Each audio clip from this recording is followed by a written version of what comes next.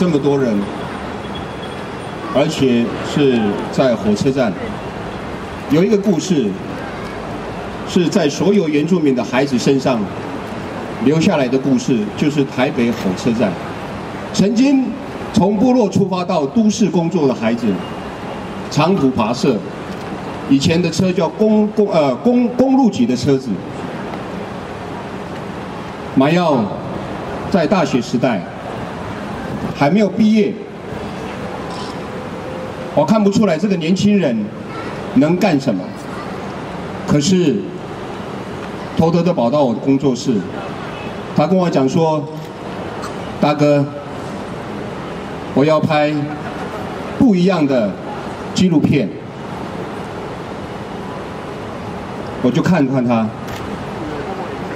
你能吗？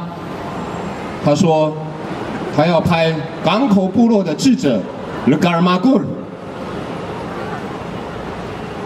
我说他是一个部落的智者，你能拍到他吗？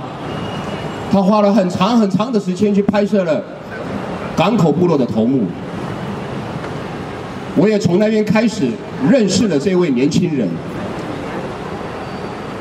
他说，如果我们的部落文化就这样消失的话，我们就不存在了。所以他想要拍我的名字叫 Rahit， 要不要改变？今天你们会用原住民的名字恢复了自己的名字，是从马耀比后开始的，你们知道吗？知道。知不知道？知道。知不知道？知道。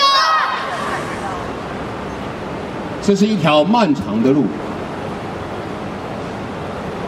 多少次，花多少的时间去酝酿这样的事情，牺牲了很多的事情，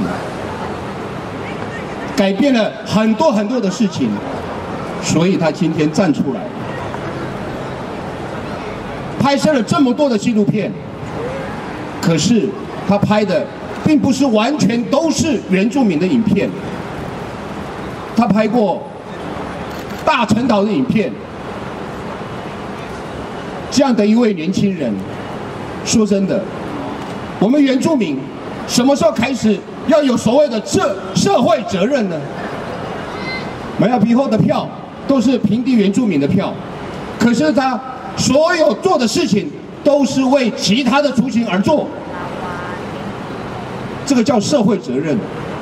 有一天，我们原住民有困难的时候，不是就我们原住民来协助我们，非原住民一样要帮助我们。可是我们要学会去照顾别人，去帮助别人。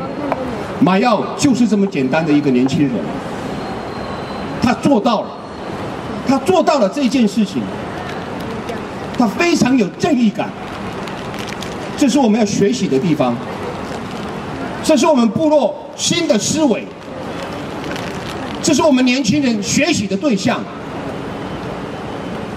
我们要怎么去照顾他者？你说我们真的非常弱势吗？我不觉得。我们没有乞丐，我们非常勤奋的在工作。我们要学会照顾别人，才能改变。要不要改变？要。要不要？要。马耀这一条路10几20年，你从大学时代，我看着你一路这样走来，说真的，我非常的心疼。你这样的抉择，让我更难过。可是你毅然决然决定了做了这件事情。我相信你曾经拍摄的那位老者勒嘎尔马古尔许金木，我相信他看着你在做这件事情。我希望更多的原住民能够因为这件事情去改变所有的一切。我们的土地，要怎么去维护呢？有一个非常重要的，我跟马耀曾经谈过一件，站在一个1寸的土地上面，好好的把那个位置站好，我们的土地就不会流失。学会站在你自己的位置，去建构自己的想法，去改变这所有的一切。要不要改变？